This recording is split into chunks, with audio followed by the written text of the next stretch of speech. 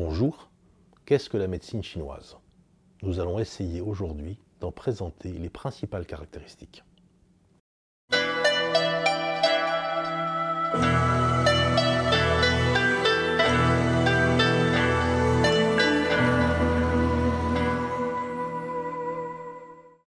Comment définir la médecine chinoise?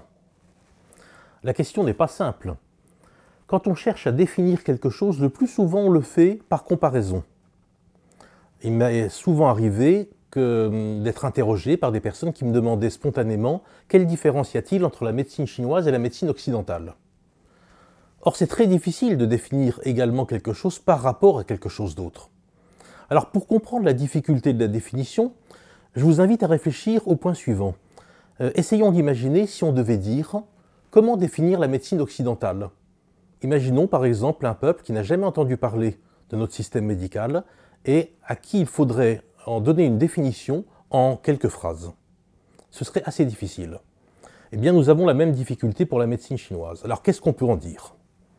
D'abord, tout d'abord, c'est que le système médical chinois est une médecine savante qui s'est développée pendant une période d'un peu plus de 2000 ans, qui a trouvé son origine en Chine, tout d'abord, et qui ensuite s'est développée pendant une période d'un peu plus de 2000 ans, d'abord dans les pays qui entourent la Chine, notamment au Japon, en Corée, au Vietnam, et puis qui s'est progressivement globalisée, particulièrement à partir du début du XXe siècle, et tout au long donc, du XXe siècle jusqu'à aujourd'hui, dans l'ensemble des 5 parties du monde. Le terme qui définit médecine chinoise, en chinois, se dit « zhongyi ». Zhong signifie littéralement « chinois ». Le sens littéral, ça signifie le milieu, mais la Chine se considérait comme l'empire du milieu. Zhongguo, et donc naturellement, l'adjectif zhong désigne tout ce qui correspond à la Chine. Le sinogramme yi désigne la médecine. Bien entendu, alors qu'il n'existait en Chine qu'un seul système médical, c'est-à-dire jusqu'au XIXe siècle, les Chinois, lorsqu'ils parlaient de leur médecine, employaient uniquement le terme « yi ». Il n'est pas besoin de préciser qu'elle était chinoise. De la même façon que nous ne précisions pas la médecine française lorsque nous parlons en tant que Français et qu'il n'y a pas d'autre système médical. Le terme « zhongyi » est apparu à un moment donné pour distinguer le système médical chinois de 2 autres catégories de médecine.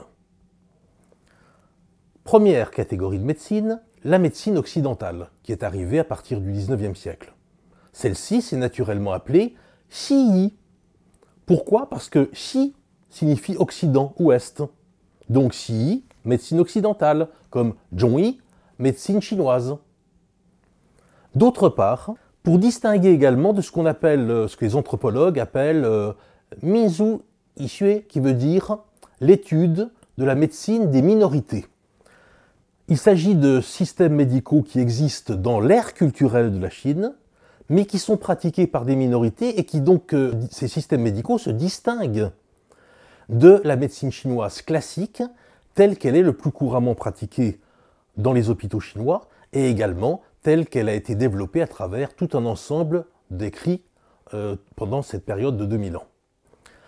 Il faut également savoir que le terme zhongyi pose un certain problème, parce qu'il désigne à la fois une médecine chinoise classique, donc qui s'est développée pendant toute l'ère impériale, c'est-à-dire environ 2000 ans, et d'autre part, un système médical avec quelques aménagements, qui s'est développé essentiellement à partir de l'époque maoïste, lorsque la Chine a réimplanté sa médecine ancienne, sa médecine classique, à l'intérieur du système des hôpitaux et lorsqu'elle est devenue, en quelque sorte, une médecine scientifique contemporaine.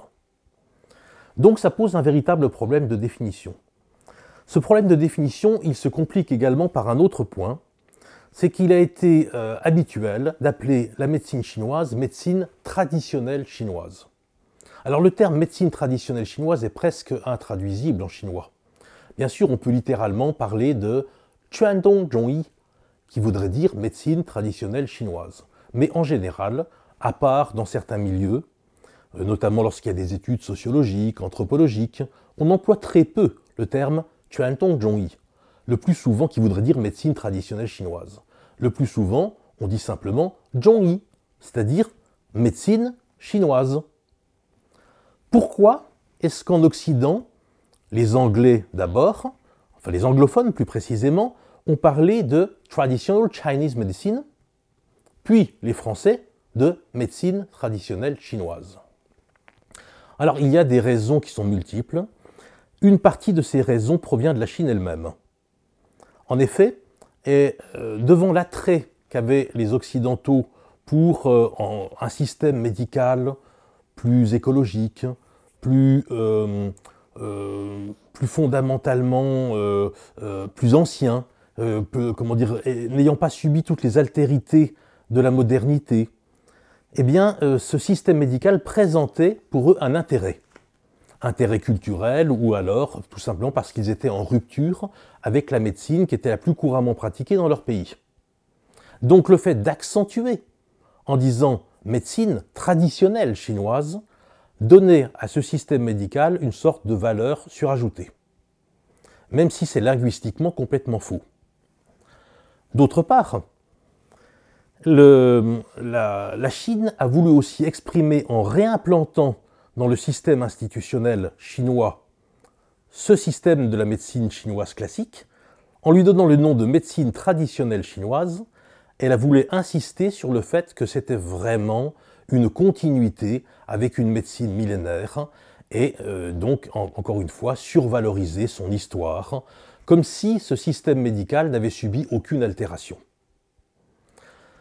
Ces deux raisons ont entraîné une aberration linguistique qui consiste à appeler la médecine chinoise médecine traditionnelle chinoise. Aujourd'hui, la plupart des savants qui travaillent sur cette discipline n'emploient plus cette expression. Ils ne parlent que de médecine chinoise. Le terme médecine traditionnelle chinoise est exclusivement réservé à certaines institutions nationales ou internationales parce qu'elles en ont pris l'habitude, ou alors tout simplement par le biais de ce qu'on pourrait appeler la routine, qui fait qu'un certain nombre de personnes qui ont défini ce système médical il y a plusieurs décennies de cette façon-là n'ont pas fait de mise à jour.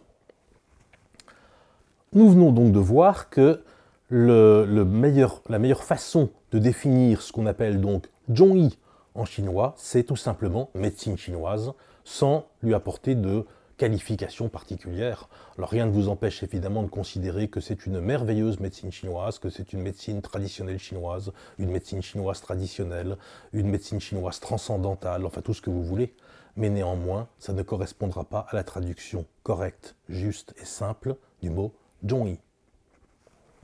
Quelles sont les particularités de ce système médical? Je vois d'abord deux aspects qui sont des exceptions, tant historiques qu'anthropologiques. Premier aspect, c'est que le système médical chinois est sans doute, on pourrait dire, le système qui a la plus grande continuité épistémologique dans tous les systèmes médicaux existants et connus aujourd'hui. Ça ne signifie pas que c'est le système médical le plus ancien. Il a existé des médecines avant la médecine chinoise. En Égypte, en Mésopotamie, il y avait certainement des systèmes médicaux et ils étaient beaucoup plus anciens que la médecine chinoise. Mais ils n'ont pas perduré. Il est difficile de trouver aujourd'hui des personnes qui pratiquent une médecine pharaonique, par exemple. Tandis que le système médical chinois a cette particularité d'avoir eu une très grande continuité épistémologique. En clair, ça signifie que les théories fondamentales, qui sont apparues il y a un peu plus de 2000 ans, sont encore en usage dans la pratique médicale hospitalière aujourd'hui. Alors bien entendu, ça ne signifie pas qu'il n'y a pas eu des ajustements, des aménagements, des modifications, des remodelages de ce système médical, et heureusement, comme dans toute médecine. Mais ça signifie qu'il n'y a pas eu de véritable rupture scientifique, de véritable rupture épistémologique, comme celle que nous connaissons, par exemple, dans la médecine occidentale. Ça, c'est donc le premier point, qui est cette continuité épistémologique. Le deuxième aspect, qui est vraiment une exception, c'est que la médecine chinoise est la seule médecine qui ait un statut officiel, national, institutionnel, dans certains pays, notamment la Chine, parallèlement au système médical occidental que nous connaissons. La première particularité donc de ce système médical est sa longue continuité épistémologique. C'est-à-dire que dans la longue durée des historiens, qui se calculent en siècles, en millénaires, eh bien, elle est restée fidèle à un certain nombre de ses théories fondatrices. C'est le premier point. Le deuxième aspect est plutôt anthropologique, voire politique.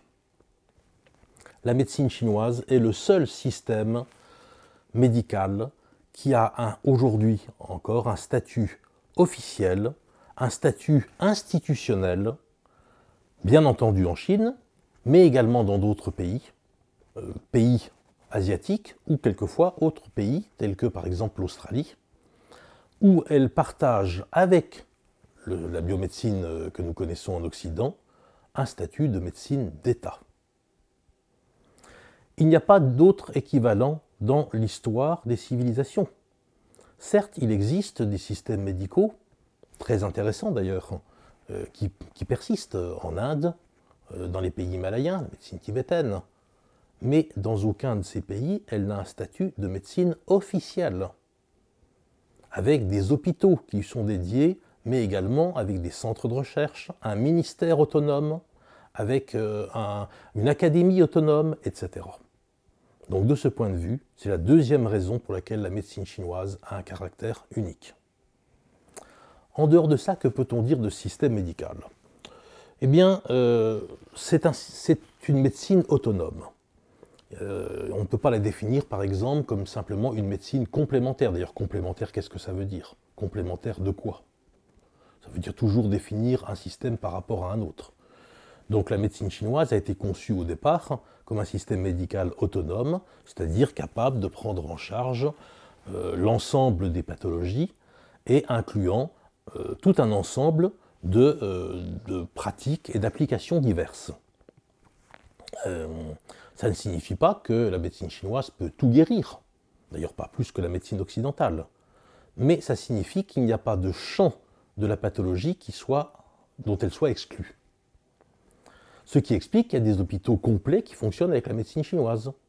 De l'ophtalmologie à la gynécologie, de la médecine interne à la traumatologie, etc.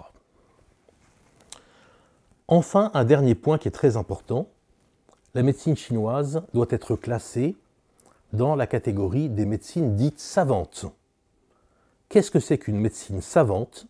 C'est un système médical qui se fonde sur un très large corpus écrit, notamment, de connaissances qui ont été transmises tout au long des siècles, et ça n'est en aucune façon une médecine empirique.